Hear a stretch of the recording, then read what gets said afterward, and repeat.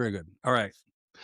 So thanks for coming. A little bit of intro for the few of you who don't know me. Most of you know me. I'm Peter Schawacker. That is how you pronounce it. I'm CEO and co-founder of Nearshore Cyber. I also have a project that we're incubating under Nearshore called Project Aramis. I talked about that last week. I'll be talking about it next week. Check the calendar for that. We post all of our events to the Circle platform. So if you want to get a hold of me, or if you want to find out more about what Nearshore Cyber is about, there are three ways to do it. There's .nearshorecyber.com.mx. I'll put that up at the end. There is project-aramis.com. Go to /insight to get to the most efficient way in. We're also on Discord. We have a sort of minimal Discord presence, mainly for Aramis, but we've got 2,200 people on the Circle platform. This is about how to build a cybersecurity team in Latin America, what works, what doesn't, what nobody tells you. I live in Oaxaca de Juarez, Mexico, which is sort of southwest. If you're curious about what we went through a couple of weeks ago when the craziness hit with the narco terrorism attacks, we can talk about that. It's been covered pretty badly in the press, and a lot of us are kind of over it here. Actually, most of us were over it the next day, but I've written on that topic extensively. Suffice it to say, it was mostly for show, and it was really interesting the way it was carried out. But I want to talk about politics. I'm not a citizen of Mexico. I'm a citizen of the United States. I'm a resident, and residents aren't allowed to talk about politics, and that's fine with me. So what we are going to talk about is what it's like to build your team out in Latin America, particularly in Mexico, because that's where I am. We also do business in places like Colombia and Guatemala, in Argentina, Brazil, places like that. Actually, not so much Brazil. I like Spanish-speaking countries. Nothing against Brazil. Been there a few times. Love it. I don't speak Portuguese, and I can't handle another language. Spanish is hard enough. But we are going to talk a little bit about Brazil because it's one of the main countries where people nearshore, although it's not that near. To me, nearshore means near, and we'll talk about things like travel, distances, time zones, and all that good stuff. So moving to the next, very good. The slides work. Great. So if you're in cyber, you are understaffed. Like you just are. It's part of the job. Where we are at the moment is in a kind of we're in a tricky spot in cybersecurity. Pretty much everybody. I mean, 38% is, it's probably about right. And these numbers come from a variety of sources. They look right to me. But I suspect that when we talk about like hiring being frozen, that also includes like going so slow that maybe it doesn't even matter. There have, at the same time, been a lot of layoffs in cyber, like there have been IT, although cyber, believe it or not, has taken less of a hit than some other parts of tech. 25% is about right in terms of number of companies that have laid off staff, and that is companies, not people. At the same time, you have companies that are looking for talent. There's a mismatch. Now, Aramis is about that. I'm not going to cover that today. This is really about how to get leverage out of the world, right? We all went through globalization. We've all suffered in one way or another from it. Some of us have benefited too, because you can suffer and benefit. But this is about getting some of the benefits of a global economy, which we haven't completely destroyed yet. In a nutshell, like this is the summary. Latin America has the same time zones as the United States until you get out to the edge of Argentina, where you actually pick up a spare. For the most part, it's same as Pacific, same as Mountain, Central, Eastern, that kind of thing. So there's a convenience there in terms of time zones and augmenting the team. Now, there are good reasons to source talent on an offshore basis, meaning other side of the planet, which I'll do a little bit of a comparison about those. We do quite a lot of business in Malaysia, Singapore, but a ton in the Philippines. Not so much India. India is something you do at scale. Like it's great, but you really need to do it big. And we tend to work at smaller scale, like, on the order of like 1 to 10 people. I'll talk about labor arbitrage toward the end, but one of the reasons that people tend to come to us is they just want cheaper labor, and that can be had. I'm less interested in that than the cultural and technical and sort of work advantages and time advantages of having a diverse workforce. Diverse teams are better teams. Now that's been proven through research, but it's also been my direct experience that the more diverse the team you have, the richer the set of ideas you have, the more productive the interactions are. But my money matters. We are in business. In terms of the number of people, there are a lot of folks here that are in cyber. Now, we have some people in the chat. Hernan, good to see you. Curtis, pleasure to see you. If you could just drop your location in the chat, and if you have questions, put them there. Remember, there's a 20-second delay, so it's going to be slow, and I get distracted, so I might not get to the questions until the end, but you're welcome to ask questions there. Oh, and this will be recorded, and I may or may not give the slides away. I don't know. The obligatory agenda slide. So I'll talk about what's actually around in terms of the talent in the region. Talk about time zones a little bit. There are basically 3 ways to engage foreign talent on any basis. It's also kind of what we do. We're going to talk about ways to screw this up. Everybody likes NASCAR, right? So we'll talk about the NASCAR moments, and then I'm going to suggest some things that you can do right now. Well, think about it, and then do some things on Monday. Now, if you are here, you're probably already living in Latin America, because we have a lot of people register from here, or you're predisposed to engaging in Latin America. So you already know this, but a lot of people don't know. And if you want to start doing business in Latin America, if you want to expand your team from the United States or Western Europe or whatever to LATAM, you're going to need to make the case to other people. And so really, in some respects, this is about arming you so that you can make the business case. We are not all tequila and sombreros here. We have those. The place is not overrun by narcos. In fact, the attacks starting in Jalisco a few weeks back proved that that's not all that this is about, because things went back to pretty much to normal. Mexico is a diverse, rich country. It's actually very economically powerful, and there are more IT and cyber people in Mexico than many people think. For example, Five's biggest office is in Monterrey, which is up toward the north, which is like driving distance from McAllen, Texas. Google has a major site here. IBM has a major site here. Softtech, which is largely a Mexican company, maybe is a Mexican company, it's more of a conglomerate. Aguascalientes, lots of people use Softtech employees. They don't even know they're talking to them. F5, last time I checked, had about 500 people in Mexico City. So there's a lot of tech in this country. It is not well advertised. It's not noticed because, Mexican IT workers most of the time don't really have accents to speak of, or they're the same Hispanic accents that you get in the United States. So we kind of sort of slip through because of a high degree of cultural compatibility, because we have the time zones and we have largely the same cultures on both sides of the Rio Bravo. So cyber is, I don't know if it's 23 billion, but that's probably close on research, relatively recent research by Checkpoint and World Economic Forum. Suffice to say, it's a big market. It's growing. The third number is fascinating. Mexico's IT is maturing.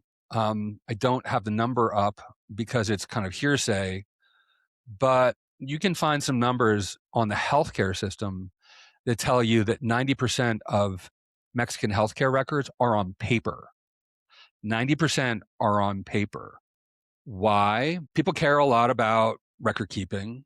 People are really conservative, and it used to be that you could just throw bodies at things, right? And it turns out that cost avoidance by paying people to do work on paper manually only goes so far. Eventually, you got to get fast. Eventually, you run out of people. Eventually, the demands of the global market show up, and the Mexican division that you're working with has to catch up. So there's a lot of investment being made in IT, and at the same time, so that broadens attack surface. We also seem to have more than our fair share of malicious threat actors, domestically, internationally. That is not based on private sources. That's just it's in the press. If you follow the news here, you'll see that there's a big upswing in the reports of cyber attacks. Some of that, I think, is due to better reporting. So I say that with, I would caution you to, when you see 53%, it doesn't mean that there's necessarily an increase of attacks, but there is an increase in the amount of reporting. And we do, it's telenovelas. We like our drama. Now, where is it? It is not uncommon for someone to say to me, we want to explore Latin America. Latin America is big. Not every place is a good place to recruit. Somebody came to me a couple months ago about Belize. I'm like, there are 100 IT people in Belize. Don't do Belize. Fly people in. But there are some places that have a high concentration of cyber and IT talent. Mexico's the big one, right? Mexico's the biggest, in terms. I think it's doing the best in terms of IT and extent of it and sheer numbers. There's something like 700,000 cybersecurity professionals in the country. I don't know how accurate that is. Now, whenever we talk about cyber talent, got to remember that there are jobs that don't have cyber titles. So, for example, and this is true anywhere, including the United States, if you do cloud engineering, you're mostly doing identity and access management. If you are doing application development, especially these days, an awful lot of what you're doing is application security. So it's baked into the jobs, but it is not, these are not necessarily advertised as those jobs. By the same token, I'm an ex SIM engineer. Right? I did that for a lot of years. Most of the work that I did on a day-to-day basis was systems administration. It was like making stuff go. The actual security part of it showed up in, at certain times. Like I really like IR. We still do backdoors and breaches games. I have a history in incident response. That's real security. But when you're trying to track stuff down, you're looking at logs, and the act of looking at a log or examining it for security is not all that different from examining a log for performance monitoring or observability, that kind of stuff.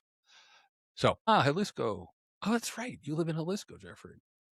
Cool. Florida is practically Latin America. Are you speaking to the top tier of cyber living in LATAM? Now? I don't know, maybe.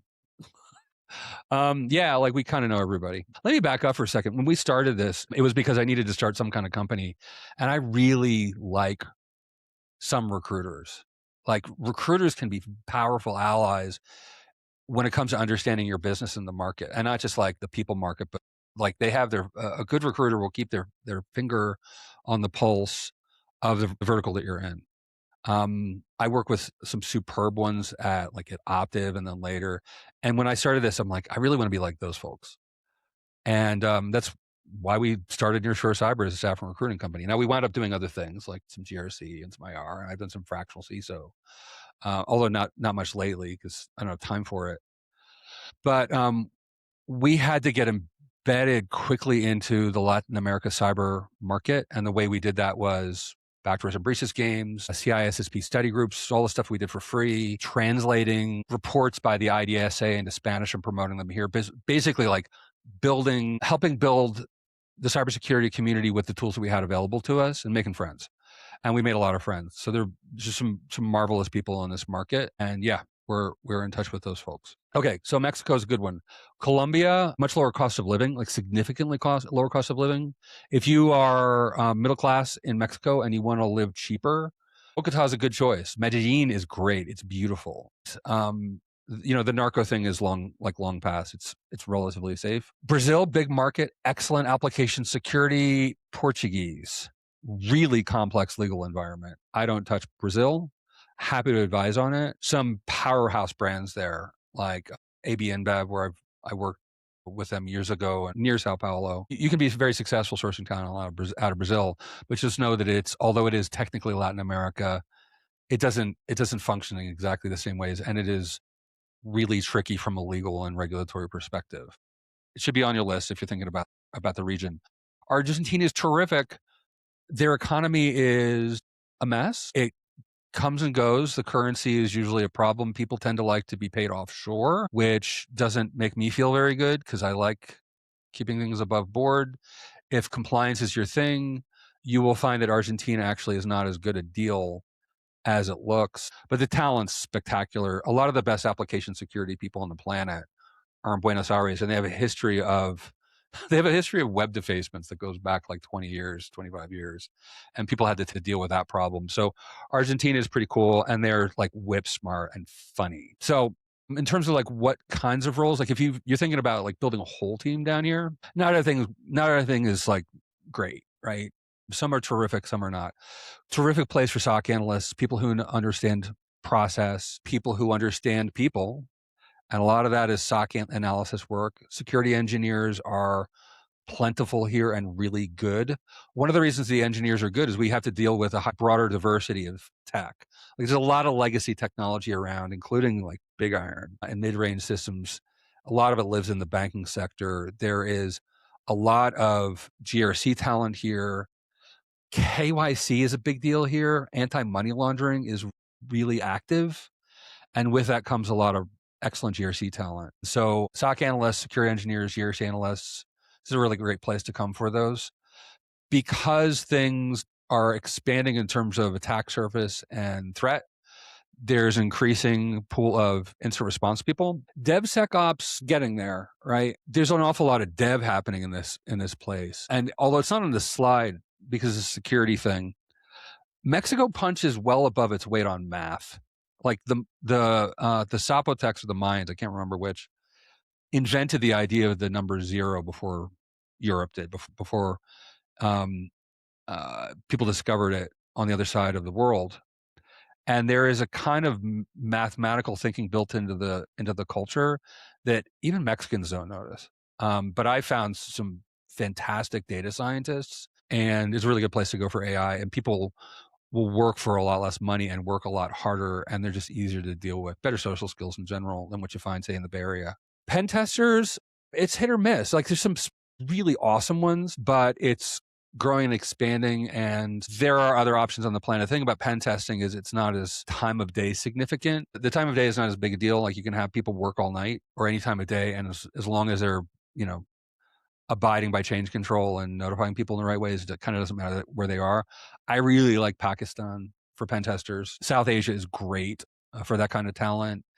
Terrific, like I said, terrific talent in Latin America. Application security, Argentina, Mexico, fantastic, really great hacking culture. But I think when it comes to if price is your thing, there may be better options. So one of the biggest advantages, we're not on the other side of the planet. We don't have the time zone differentials to deal with. And if you want to meet your team and you are in Dallas, you could even be in Oaxaca, which is kind of we're on the sort of southwestern edge, just above Chiapas. You can be here in 3 hours less, maybe 2.5 hours, depending on the weather. If you are in New York, EWR to Mexico City is 5.5 hours. I've done that flight a lot.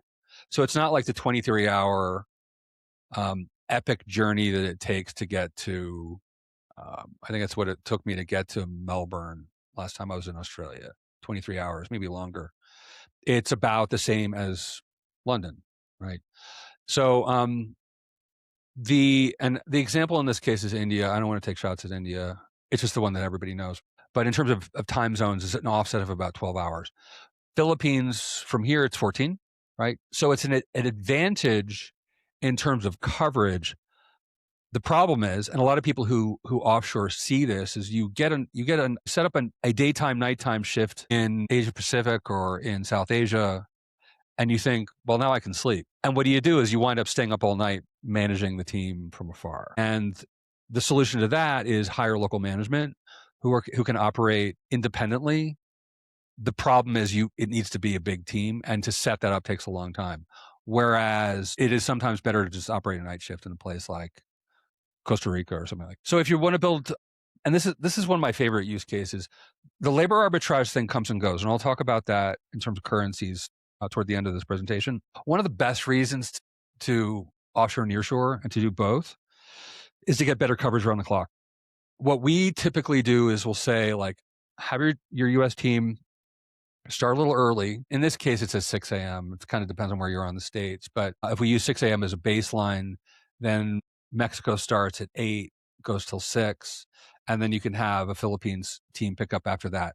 Now, there are lots of ways to do this. I've created a SOC coverage spreadsheets many times. They're actually on Circle, or there's a spreadsheet that you can grab off of Circle and do your own analysis, and it assumes different staffing levels from 7 to 11 to 14. The number of people that you have these days has more to do with the technology coverage that you need than it does with times, but there's certain minimums, particularly for MSSPs, where you really have to have somebody on the scope, somebody to pick up the phone, that kind of thing. But this is one way to do it. You can swap out India for Philippines. We just find Philippines works a little better, and sometimes it's actually even cheaper, because India is getting spendy. Okay, let's talk about culture for a minute. To me, this is one of the best reasons to go to Latin America. Like I said, I live here. I've been here for going on 5 years. No, maybe it's more 5 years.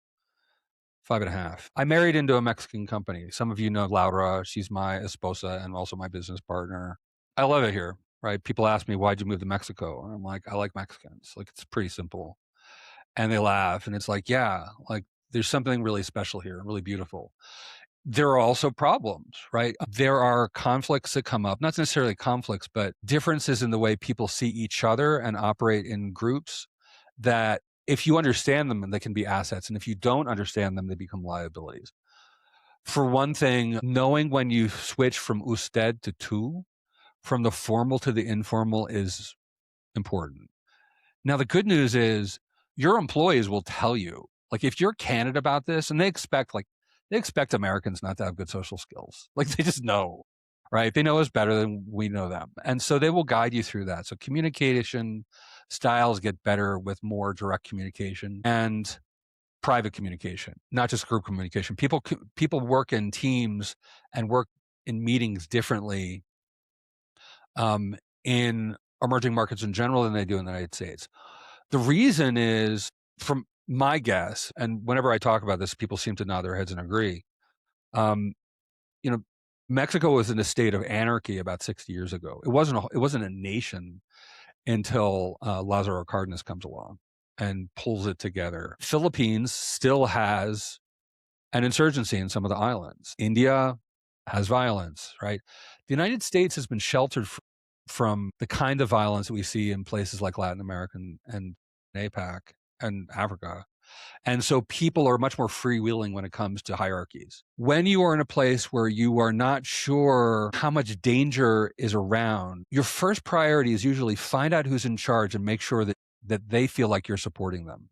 So saving face is really important. Deferring to the leader is really important. So titles mean a lot here. They're not just an ego thing. People need to know who's actually going to make the call. Now, as in the United States, real conversations do happen outside of those meetings, and then people kind of converge and say what's going to happen, but it's done in a different way. Now, the good news is I have noticed Latinos know how to listen better and how to read a room. If you don't get invited to the meetings anymore. And so the kinds of social skills that people acquire and abide by are of a much higher caliber than typically find in the United States. I think there's a certain comparison to military culture. I didn't go through the military. This is all secondhand. But I've noticed that people who have worked in very large, very hierarchical organizations know how to read a room. They know how to support who's in charge and not how to like clothesline them because they're not paying attention. Relationships are a very big deal. Contracts are largely not enforceable in court in emerging markets, not just here, but in most of the world. If you go to court, it's going to take you forever to get a court date. It will cost you more than a little money for the lawyers, and there'll be lots of them. And people therefore avoid that stuff. And so there are contracts, like there are a lot of documents, and people pay a lot of attention to them. But once the documents are settled, they act more as memoranda of understanding than they do rules, right? The real rules are in the relationships. Contracts are enforceable through your cousin's hairdresser. They're enforceable through because of the fact that you went to primaria with your client, right? And people, local matters a lot here. You can't just sort of swoop in and become effective. You have to get to know people and you have to make friends with them. And people will take care of you, right? There's an immense amount of loyalty if you respect the culture, if you respect people's station, their place, if you value them. And if you do things like, well, weddings and christenings and funerals matter a lot. If you're not prepared to do that, you probably shouldn't come here. Esposas, when my wife's grandmother died a couple of years ago, there was a 10-day kind of ritual that happened at her house. We would go to her house every night, and there would be a kind of mass, I think, and then people would eat. And we'd start at like 7 or 8 o'clock and go till like 1 or 2 o'clock in the morning for 10 days. And then at the end, there was like a proper like mass in a church, and we'll carry the casket to the cemetery. A year later, there was another one. Like, people know to take time and they understand death and dying. In the United States, my dad died. I flew to the States. We had sushi. We went to deal with to the cemetery, and people went back to work. There's a very different way of looking at family and the whole and life in between the two cultures. So you've got to adjust your head, right? And know that you can't just like slam things into work and go. It just won't work. And I think ultimately this is one of the things I love about Mexican culture, but it also drives me a little crazy, is the amount of time that one has to spend. Like another tradition that I think a lot of Mexicans are not aware of. As a foreigner, I see it. There's a thing called a sobremesa. Sobremesa literally means across the table. And that is the period after, usually on Friday, you go out to comida, which is kind of like lunch dinner, the big meal, and you eat and you sip cervezas and you hang out for hours and you don't go back to the office. Like you're not going back to the office. You're going to be there till at least 6, 7, right? Dinner, if there's dinner, la cena, you're going to cenar at like 8 or 9 o'clock at night. When you are hanging out with people like that, you're team building. And it's important. And it's kind of delightful. If your Spanish is bad like mine, it's painful, but you sit with it. So dealing with people in Latin America requires a kind of patience and openness, and it will make you better. So in terms of getting into that club, like at first it's highly formal, right? Lots of usted, lots of suits. I go to Guatemala. I have a client there, and they're like, "So how should I dress at the office?" And they're like, "Business formal." I'm like, "Really? Like a tie?" Like, "Yes, shirt and tie and a suit." Okay, right? That's how it is. Now, outside the office, totally different story, right? But it's about sort of establishing respect and trust, and it's good.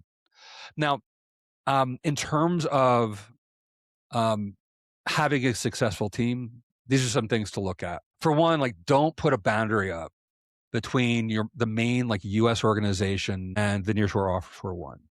Treat your foreign team as an extension or really just another set of people in the same team. So what that means is like don't create like separate Slack channels or separate like this is I don't know anybody who's security uses Jira anymore, but if we use Jira, use that. If you use Jira, like sorry, the treat everybody as if they're on the same team because they are on the same team. Onboarding is a big deal. It's going to take you longer. Now, I think battle buddy systems are great, right? I think the idea that when you join a company, sorry, my dog just joined. Hello, Cookie. Cookie's a French bulldog. She's delightful. I, by the way, it's Cookie. It's my daughter. She's like, no, it's not Cookie. It's a galleta. Anyway, invest in onboarding from a U.S. perspective. Battle buddy systems are great. Perfect, close to perfect. There should be a U.S. battle buddy for every foreign one, and you should put that person on a plane for a week right away, like at the beginning. What are they going to do in Guadalajara for a week? Well, they're going to work side by side. You're probably going to have people working in a WeWork, right? Especially if you're starting small. We'll talk about like incorporation stuff in a minute. But mostly they're going to hang out and they're going to talk about like families and French bulldogs and spouses and things like that. And they're just going to form a social bond. I've had relationships like that, like in the States with people who, and some of you probably experience this, they become really close friends. A battle buddy who was assigned to me, one company became the best man at my wedding. And those are the kind of relationships that transcend the work. And when the work is really, really hard, it makes everything better. And because you're dealing across borders and across cultures, it provides perspectives that you don't always have. Private feedback loops, meet with people one-on-one. Remember what I said about hierarchy and reading the room. You need small rooms where people will tell you the truth. It frustrates a lot of Americans, and this is sort of classic problem in India where people will say yes, and what they really mean is I heard you, not I agree. To some degree, it's a linguistic quirk. To some degree, it's also like, I don't dare say that until I can trust you. I will say yes to everything until I know that I'm safe to say no. The safest place you can be is a one-on-one, right? And it's not because people are afraid of you. They're afraid of upsetting the hierarchy of the social order. And that makes a lot of sense. Again, like Americans could learn a lot from this, right? And they can't be like 10 minutes. Like you got to take some time, maybe half an hour or an hour more often than you would expect. Like eventually over time, like people acquire trust and you don't need to have to do as many of them.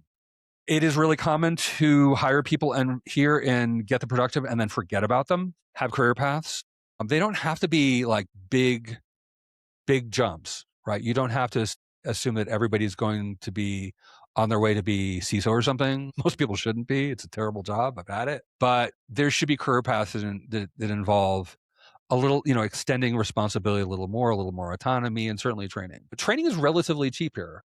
People know how to make do with not a lot. One of the reasons that we created Aramis was I was tired of seeing people overspend on training. And so there's a good option for here because you can find out exactly what the gaps are and target those gaps and use free stuff, right? I said earlier, Mexico's a rich country. It is.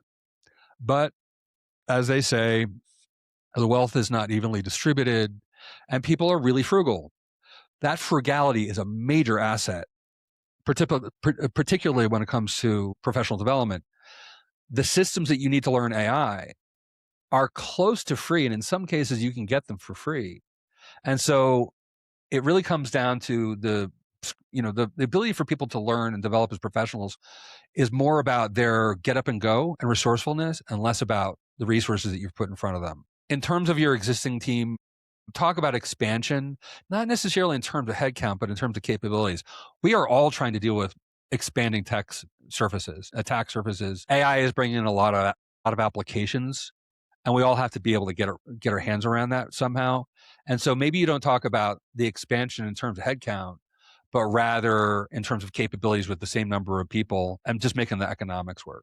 So how do you do this? So you've decided that you want to expand your team into, let's say, Mexico, because that's where I am. That's what I do for a living. There are three ways to do it. One is you could set up an entity. Like if you have enough heft and if you want to do this big, or if you already are thinking about setting up a corporation here, it's going to take you minimum 2 to 4 months. When we did our Sociedad Anónima, so we have an SAA de SAB, SADECB. Don't ask me what it means after Sociedad Anónima. It took, actually, I don't know if Laura's here. How long did it take? It was like 4 months. It was a nightmare. And we were just getting started. We were small. Setting up a bank account was part of that too, right? Again, know your customer and anti-money laundering tends to slow things down a lot. Hey, Karen, good to see you. Tends to slow things down a lot. The numbers quoted there assume travel and U.S. legal. So it costs us like probably $1,000. But if you're doing this from outside the United States and you've never done it before, it's going to be like 15 to 25K. I think it's realistic. You're going to need to have local HR, like local payroll, local legal. It gets really complicated.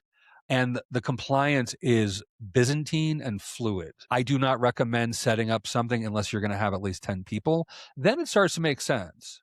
And it starts to make sense because the numbers in the EOR column, which is the next one over, if you're just listening to that, and let's employer of record. Employer of record company examples would be deal.com.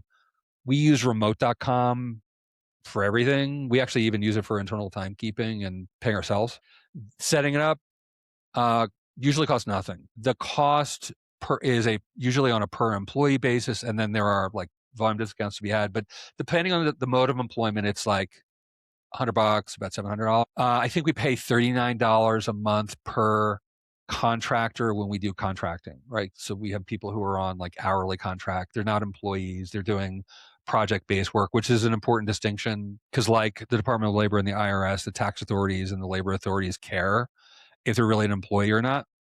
If you're going to bring somebody as an employee, the EOR service is going to cost you remote.com quantity one. I think it's like $5.99 in Mexico. That varies by country. It can be more, it can be less. It's typically driven by whether the EOR provider is working through partners or if they have their own people, plus the complexity of the legal environment, how much manpower they have to throw at it. But it varies. It's a good place to start. So if you are just getting started and you want to keep your costs down, talk to your HR. They probably have an EOR provider that they already like and do business with. And just plug into that. Most popular is deal.com. I'm not a fan. Look up the press. I'm not going to talk smack about them here. Like I said, we like remote.com and they have a website. Yay. You can go through somebody like us. You can go to a staffing partner and we can get you, in some cases, we can get you set up like in a couple of days. That assumes that we've already like identified the person that like meets your requirements precisely. Usually it takes us a couple of weeks, but in terms of getting somebody set up with the dollars and cents part, because we work with certain EOR providers and we know the culture and we can like do the social background checks. It's like a couple of days. So staffing partner like us, fastest. EOR, almost as fast. You're going to pay. If you're going to set up your own entity, do it if you're scalable. Remember I said if you're going to do India, you have to do it big. The number I carry around for India is 100. Like, don't even try India unless you're going to hire 100 people. If you are going to go big, like, it's a great option. It's kind of like Romania. So in terms of what you can save, this is a pretty generous number. Typically see people save, realistically, in terms of absolute numbers, like, or absolute headcount, like 30%. Why only 30% instead of 61%?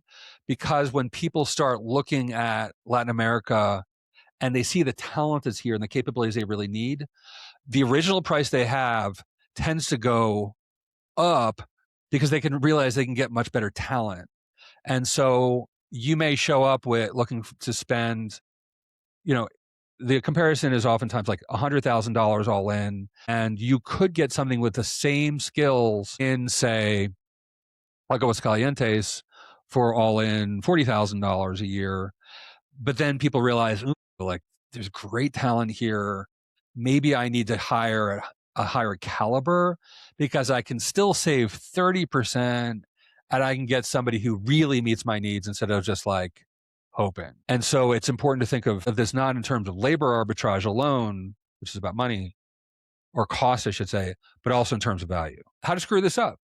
One of my favorite things, because I'm in security, like I'm looking for ways to make disasters. One is to just go on resumes. People are really good at hiding in general. They're a little better at it on LATAM because people have good social skills, right? So be careful with the resumes. Now, next week, I'm going to do a session on resumes.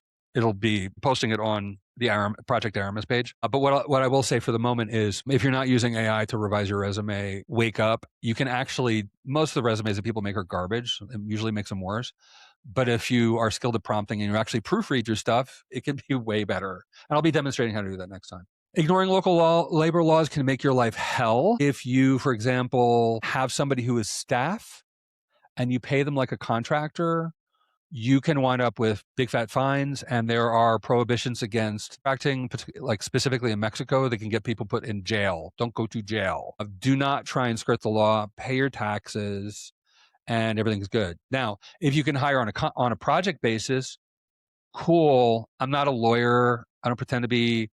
If you want to talk to a Mexican labor lawyer or a tax lawyer or accountant, let me know and I will hook you up. But it's kind of like doing business in the United States, but with more complexity. What do you do in the States? You hire experts. You hire experts here. Same thing. Treating Latin American hires as second-class citizens is a very bad idea. People will quit on you, or worse yet, people will get second jobs because they know that they're probably not going to work out. And having side hustles here is kind of the norm. Practically everybody I know has at least like one or two little side jobs for cash. Fun story, a member of the family, when she lived in Mexico City, when she was short on cash, she would bake a cake. And she would take that cake and slice it up into little pieces and wrap them up in cellophane and walk outside the building and sell them for, I don't know, it was like 20 pesos each. And like, you could eat for like a week on that. So there's lots of sort of like entrepreneurial stuff, and it's pretty cool. But you want to make sure that people feel like they're part of the main team, and then they will give you a lot of effort and time. Skipping over the EOR stage. So if it's best to transition gradually from like contractor like us to EOR to your own thing, because there's stages involved and there's just learn a lot. It's a matter of just getting the knowledge and building the relationships. Having employees on the ground here means that you have access to intelligence about who the local providers are. We have inflation here, like everybody else. It's a little higher here, but I'm going to talk about the currency in a minute. But you need to do cost of living increases. If you're a service provider, write those into your contracts. That's what we do. Like our contracts with clients say, we're going to raise your rate at the cost of inflation with a maximum per period. And then there are some contracts say the same thing. Now, how to do it right? Start small, like do one, right? And then do another. Now, if you can do two, that's better because we're more social here, right? And if you have a team of two, then they can kind of look after each other. I like doing pairs, but don't just dive in with 10. You're probably going to regret it. And in terms of verification, now we don't do background checks. They're hairy outside the United States. They're hard enough in the States, but outside the United States, they're fairly complicated. What we do is we just know people. And there have been times when I would like ask around and find out what people's reputations were like. And it's like, oh no, That's why they can't get a job in their town, because they've burned people, right? So the social networks are really important. The informal networks will teach you a lot. And it just helps to be involved in the community. They're cool people, get to know them. All right. So here's where, in terms of currencies at the moment, labor arbitrage is affected materially heavily by the value of the dollar versus whatever currency. In this case, this is the USD to the Mexican peso. There was a minute where it was like 20 to like 20, almost 22 to the dollar. That was really bad. Like, you don't want the dollar to be able to buy that much because it destabilizes everything. The US dollar was kind of too weak for a while. It looked like it was headed for 15, which is similarly bad news. To me, the sweet spot is 19. I like 20 because it makes the math easier.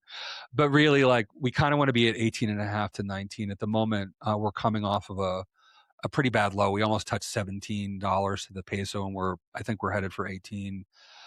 We are doing this on March 5th, 2026, which means the war in Iran and kind of all over the Middle East is happening. So the dollar is picking up some strength because of global uncertainty, and people are buying dollars right now. The other thing is that the Mexican economy as a whole is kind of in the doldrums. So there's been there's a kind of balance between fiscal conservative and keeping interest rates relatively high in Mexico versus slow growth. And so, the peso has been holding really well, but there's a balance. So we're kind of getting to the point where it makes significantly more sense to hire Mexican labor or other labor in other parts of Latin America based on the value of the dollar. Don't pay too much attention to this. Again, if you focus on value, if you prioritize it higher than the cost, like, this becomes just a matter of like pennies when it comes down to it, unless Washington goes and decides to devalue the dollar, which I'm not going to get into. So this is like the final slide. This is what we do for a living. So staffing and recruiting, mostly Mexico, Philippines, APAC. We still do Greece. So if you have EU and you want to deal with GDPR, Greek talent is phenomenal. Candidate verification part is more about, it's skills verification. That's Project Aramis. And I advise a lot of people on Latin America stuff. Most of it I just do on a complimentary basis. But if you have questions about that, this is how you get a hold of us. Peter at nearshorecyber.com.mx. Obviously, you got here somehow, so you can hit me up in LinkedIn. But join our community on Circle. If you need an invitation, the invitation saves a couple of clicks. It's free. Like, we don't charge for any of that stuff. But if you don't know how to get there, hit me up or hit Laura up, and we will get you an invitation to get you in easier. And let me see if there are other questions. Hey. Oh, yeah. Laura said it took 5 months to get incorporated. We actually also went through, like, I think we're on our 4th account in Mexico. And that's because we were trying to cut corners, and we finally got somebody who's really good. We're also on our 2nd one in the States. So it's like global. Hernan, yep. Attitude is the most important thing by a mile. I totally agree. Curtis made a point about money laundering. Yeah. I mean, the thing is that because of the money laundering, there are solutions that are brought to bear, and a lot of people are really good at that stuff. Like, if you want a anti-money laundering KYC hand, like, this is a great place to get that. And for the most part, people speak English, right? Oh, that's the other thing I didn't mention. My Spanish is terrible. Laura's endlessly frustrated because my Spanish is really bad and her English is great. I don't do business with people who don't speak Spanish. I'm sorry, don't speak English, I should say, simply because of the fact that I can't communicate that easily. Or at least I won't do business in Spanish because I'll screw it up, right? And I'm kind of risk averse. The language issue is kind of spotty. Mexico City, Guadalajara, Monterrey, and Querétaro to some degree, Tijuana, plenty of people speak English. Monterrey, lots of them. Plenty of people go to school in McAllen, like high school, and commute. So you find a lot of people who speak like accentless English. Also, Mexico City, plenty of people who speak English. So, all right, cool. Let's see. Money laundering. Oh, Venezuela. You know what's in Venezuela? Kick-ass Linux skills. The Maduro government decreed that all government education would be limited to open source. So they said no Microsoft, no Google. Like, you've got to run your stuff on Linux and open source. And so there's a ton of Linux know-how in Venezuela. Hopefully we'll get access to it because Venezuelans are kind of like I think of them as sort of like less fancy version of Argentinians. Argentinians tend to be like kind of like excitable. Venezuelans are sort of cooler. Just my gringo opinion. And yeah, all right, cool. Well, let's wrap it up. Thanks everybody for coming. It was a pleasure. I will post this in the usual spots. If you need anything, reach out. Cheers.